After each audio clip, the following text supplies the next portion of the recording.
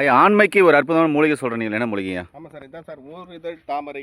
ஓரிதழ் தாமரை அப்படி என்று சொல்லக்கூடிய ரத்தின புருஷ். ரத்தின புருஷ். இதுக்கே ரத்தின புருஷன் பேர் வந்ததுன்னா நம்முடைய ஜீவரத்தனமாகிய விந்துக்கு தான் ரத்தின புருஷன் பேர். அந்த விந்துவை வந்து அதிகமாக உண்டாக்கக்கூடியது.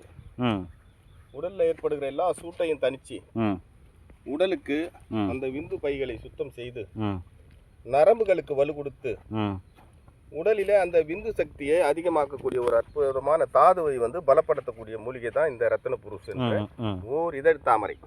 ஓர் இதழ் தாமரைன்னு ஏன் பேர் வந்துன்னு கேட்டீங்கன்னா, ஒரே ஒரு இதழ் இருப்பதனால் பாருங்க, ஓர் இதழ் தாமரை. மேல சைட்ல இதழ் வராது, ஒரே ஒரு இதழ் அப்படி கை மாதிரி நீட்டுது பாருங்க, ஓர் இதழ் தாமரைன்னு பேர். தாமரையின் பேர் ஏன் வந்துன்னா, அந்த பூ தாமரை செந்தாமரை பூ மாதிரி பாருங்க பாக்குறது, அதனால ஒரு இதழ் தாமரைன்னு சொல்லுவாங்க. இது எப்படி ஆண்மைக்கு பயன்படுங்க? இதை எடுத்து நன்றாக காய வச்சு வேரோட பிடுங்கி காய வச்சு பொடியாக நறுக்கிட்டு அப்படியே கல்கண்டு சேர்த்து அரைச்சிக்கணும்.